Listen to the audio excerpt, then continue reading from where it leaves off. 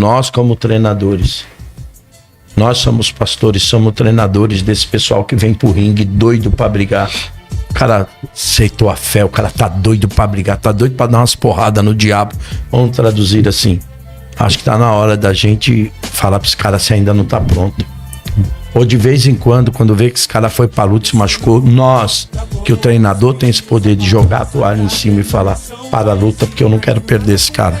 E o que a gente tá vendo o que vale é o show. O que vale é quantas pessoas estão dentro desse ginásio vendo esse show. Mesmo que isso vai causar a morte daquele lutador. Entendeu? Então é contra esse tipo de evangelho hoje que eu me levanto. Levanta a guarda, porque hoje a gente vai entrar no camarim da fé e mostrar que o figurino está puído. Nesse corte do podcast Diálogo Livre Oficial, pastores e líderes discutem se a fé atual é bíblica ou apenas um surto emocional. Eles tentam separar o santo do profano, mas acabam expondo as vísceras de um sistema que sobrevive de reciclar celebridades e vender o glamour da conversão. Prepare o seu senso crítico, porque a gente vai analisar como a psicologia da massa e a necessidade de pertencimento criam conversões psicológicas que nada têm de espiritual. São apenas transições de carreira de quem perdeu o prazo de validade no mundo secular. E preste bastante atenção no que esses homens falam nesse corte. E fiquem até o final, pois a gente volta para desmontar cada papagaiada que eles falaram. A razão simplesmente vai moer o dogma no pós-corte. Então, sem mais delongas, bora pro corte dos homens de Deus. Como os senhores enxergam, na visão dos senhores, a fé hoje, ela tem sido mais emocional do que bíblica? Como que vocês enxergam isso? Essa afirmativa é verdadeira, não é? Se for, como tratar isso? Começa aí, doutor. Cara, eu vou te citar, até citando o querido doutor Martin Lloyd-Jones, quando ele fala da conversão psicológica. Hoje, o que eu vejo hoje é que muitas pessoas estão se convertendo psicologicamente. Há fatos de, por exemplo, meios que nós estamos usando para atrair as pessoas. E eu gosto muito de Spurgeon, ele dizia que qualquer outro meio para atrair as pessoas para uma fé sem ser a cruz de Cristo é uma prostituição do evangelho. E o que eu vejo hoje, eu vejo as pessoas indo para o meio gospel, que eu odeio esse nome, me perdoem o termo gospel, não pela fé, uma fé verdadeira. Eu vejo vindo porque essa fé dita hoje evangélica proporciona às pessoas alguns caminhos que antigamente não teriam. Por exemplo, deixar uma crítica aqui. Eu não estou dizendo que Jesus não pode salvar, não é isso. Eu quero que Jesus salve. Mas nós estamos vendo, por exemplo, um grupo de artistas que o mundo já os rejeita porque tem um prazo de validade. Venceu o prazo de validade, o cara já não consegue mais fazer sucesso lá, então ele vem para o meio gospel.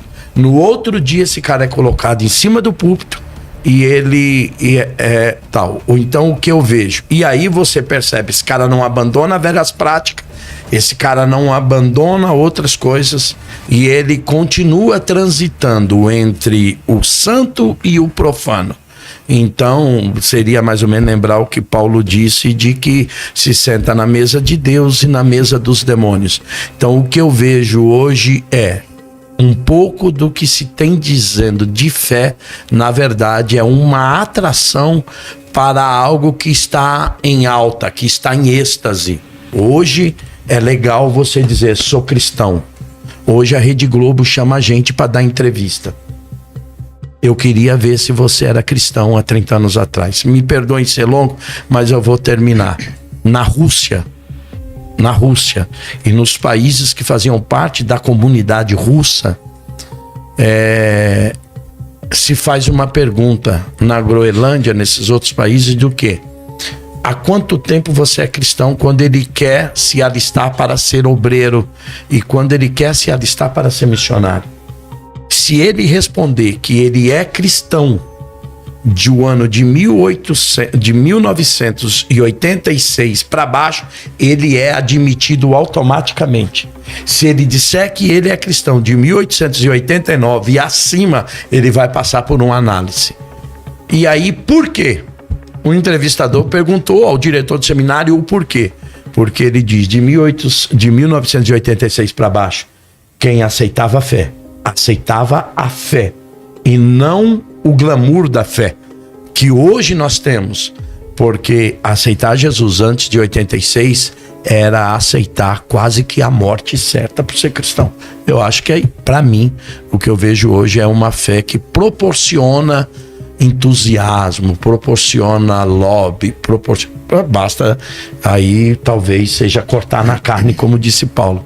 Basta dizer para vocês que um dos podcasts mais famosos hoje somos nós, cristãos. Os programas mais assistidos são programas cristãos. Sim. Há 30 anos atrás, amigo, nós éramos chamados de o Bíblia. E aí? Sim. A fé cristã não é uma fé construída. A fé cristã é revelada. O que a gente sabe sobre Deus é o que está escrito, é o que ele falou a respeito de si. E eu concordo em gênero, número e grau com o pastor Calixto quando ele fala a respeito da diferença das conversões de antigamente e de hoje. Ainda hoje temos conversões saudáveis também. Não podemos negar. É verdade. Eu destaco, por exemplo, desse mundo dos famosos, recentemente a conversão do Luciano, do Zezé de Camargo, foi uma coisa assim impressionante. E ele faz parte de uma igreja que um dia eu estava na igreja que ele congrega, e antes do culto, tem aquele pessoal batendo papo e tal, e ele chegou. Aí o pastor falou assim, o Luciano, eu falei, ele congrega aqui, que bom, muito bom saber que você tá na fé e tal, não sei o quê. E eu perguntei pra ele assim, e aí, você já cantou hinos aqui na igreja? Ele falou, não, eu não posso porque eu não sou batizado. Eu não sou batizado. Cara, isso me passou uma maturidade da igreja. Ou seja, cuidado, exatamente, né? Ele tá no processo de discipulado, ele tá no estava, né? Agora já batizou, agora já tá cantando, mas ele estava no processo de discipulado, de classe de catecúmeno lá, que lá chama assim e tal, de novo convertido e tal, quer dizer, passando pelos processos como qualquer outra pessoa, para depois falar assim, não, eu vou cantar, eu vou louvar. Aí tempos atrás, um amigo meu no interior falou assim, eu queria muito que o Luciano viesse, tal. Eu chamei ele, falei, Luciano, e a gente tem amizade. Eu falei assim, cara, você podia, o pastor queria que você fosse lá, tal. Ele falou, pastor, é uma honra muito grande, eu não cobro nada, põe aí, eu vou, passa aqui em casa, me pega, a gente vai, eu canto lá e tal, não sei o quê. Quer dizer, então existe conversão genuína? Existe.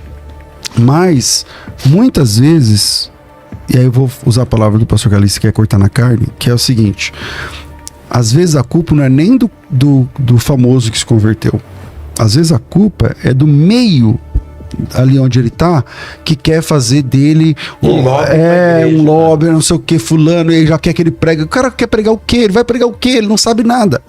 Ele não sabe nada. Ele vai pregar o quê?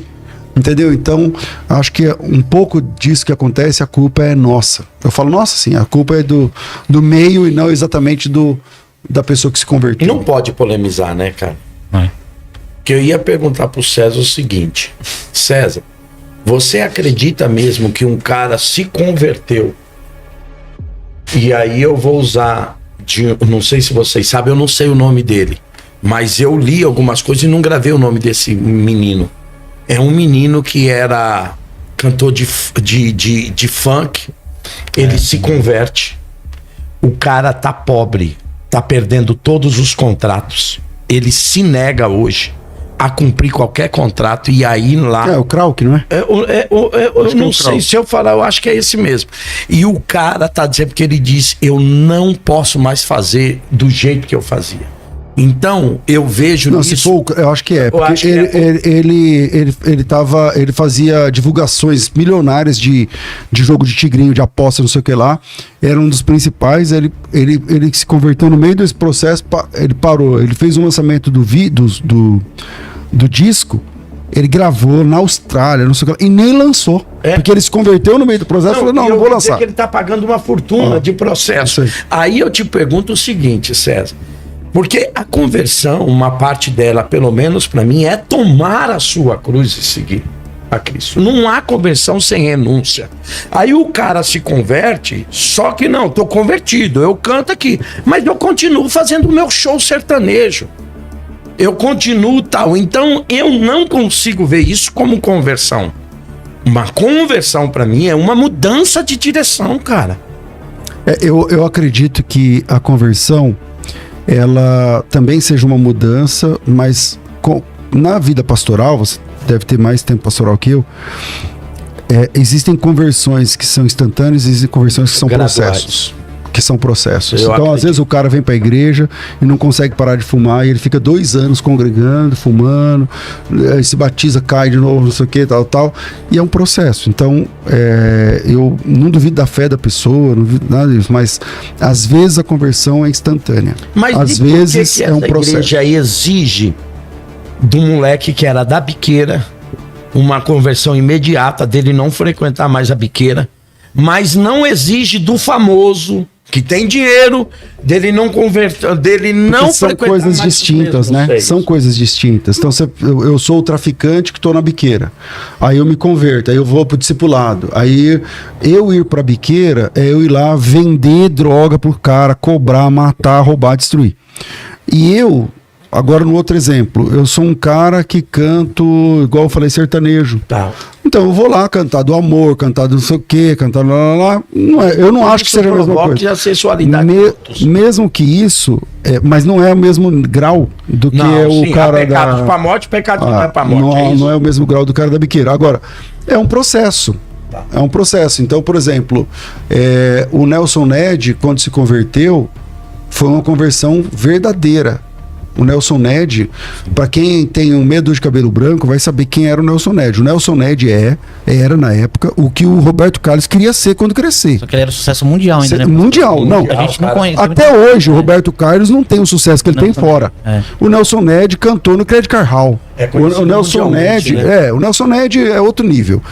Quando o Nelson Ned se converteu, meu amigo, uma coisa louca. Ele se converteu de verdade. O Nelson Ned, eu tinha um programa na rádio musical ali, quando era ali na outra avenida, esqueci o nome. Aí, Dr. Arnaldo.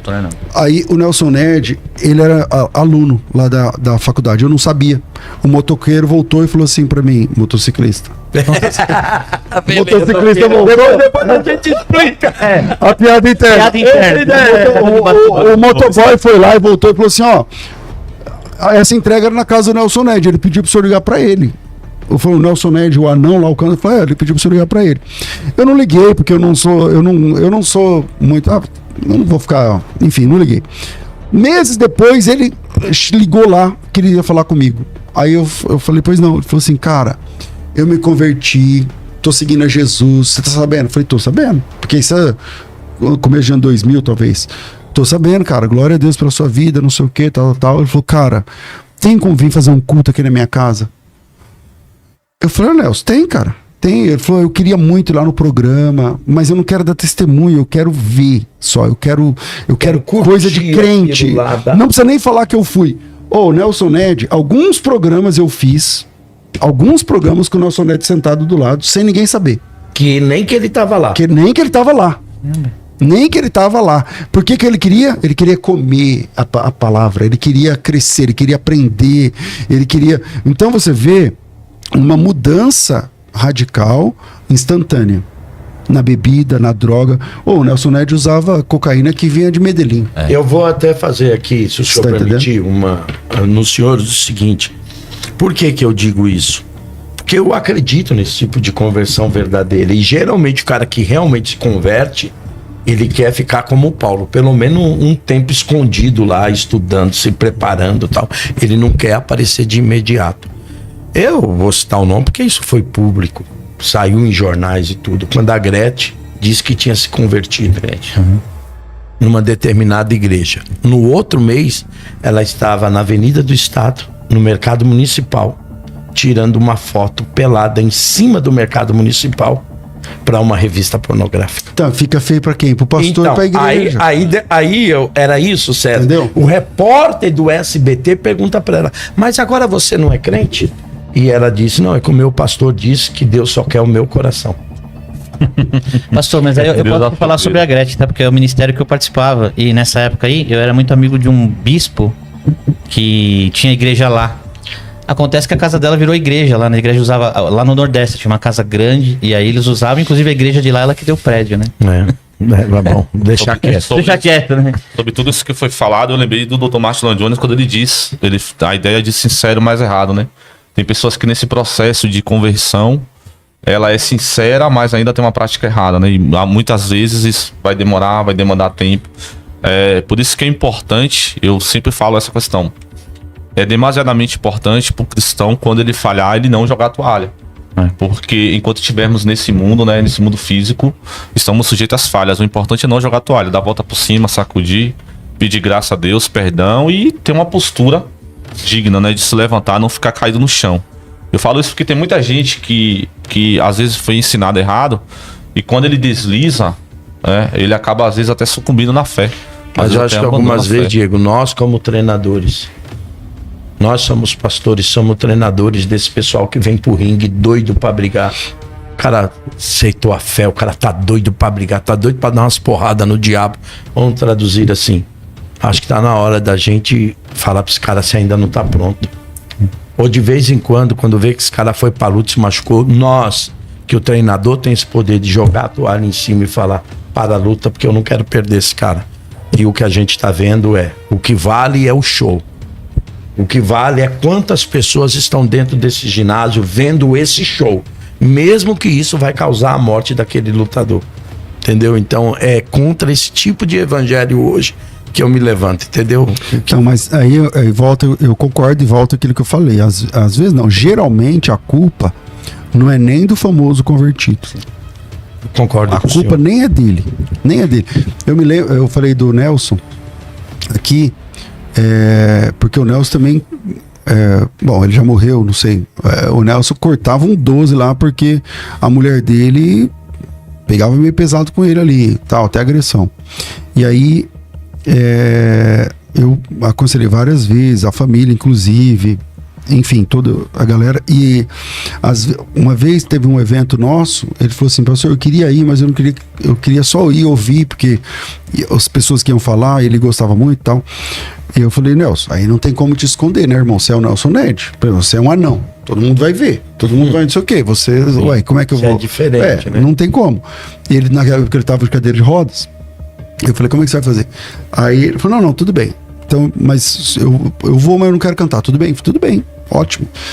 Mas quem vai, não sei quem participou, eram milhares de pessoas. Algumas vezes o Nelson ia lá como ouvinte, ficava ali quietinho e tal, tudo mais. Então, eu acho que 90-10, né? 90% dessa culpa, eu acho que é do líder que quer, às vezes, aproveitar a oportunidade, né? Às vezes nem é maldade. Você acha que algumas vezes é necessidade do Não, cara? eu acho que é a euforia. Ele fala assim, imagina que você é um cara muito famoso, muito não sei o quê. Aí você se converte, eu quero falar pra todo mundo, o Caliço congrega comigo, vem cá, Caliço, dá o testemunho aí. Eu até acho que seja bem intencionado, mas bem intencionado, porque que lembra do... Usar segurando a arca. Não, e o neto do Saul lá, o filho do Jonatas que morreu, como ele chama, que ficou com... Mefibosete. Por que o Mefibosete ficou paralítico? Porque a babá, na hora da guerra que o pai dele morreu, o vô dele morreu, a babá pegou ele de qualquer jeito para socorrer. A intenção era boa. Mas machucou ele pro resto da vida. Então, às vezes, a intenção do cara é boa. Eu não vou condenar. Exatamente, você tá aleijando uma pessoa pro resto da vida, mas mesmo com a sua intenção boa, eu não quero julgar a intenção, mas tá errado. A máscara caiu de vez dentro desse debate. E o que ouvimos foi a confissão de que a fé moderna é um surto emocional planejado. Foi dito abertamente que o que existe hoje é uma conversão psicológica. Um truque da mente usado para atrair as massas através de meios que nada tem a ver com a crença real. Foi falado no debate que a igreja virou uma lata de lixo para artistas que o mundo já rejeitou. Pessoas que estão com o prazo de validade vencido no sucesso secular. O cara não faz mais sucesso lá fora. Então ele pula pro meio gospel. Sobe no púlpito no dia seguinte e vira santo sem abandonar nenhuma velha prática. É a prostituição da fé admitida por quem vive dentro do sistema. Onde está a coerência desse sistema que exige renúncia imediata do pobre que vem da biqueira, exigindo que ele não frequente mais os mesmos lugares, mas passa a mão na cabeça do famoso rico que continua lucrando com o profano? No debate, tentaram justificar dizendo que cantar sertanejo não é o mesmo grau de pecado que vender droga. Mas a lógica é uma só. 2 pesos e 2 medidas para manter o caixa da igreja girando e a imagem pública limpa.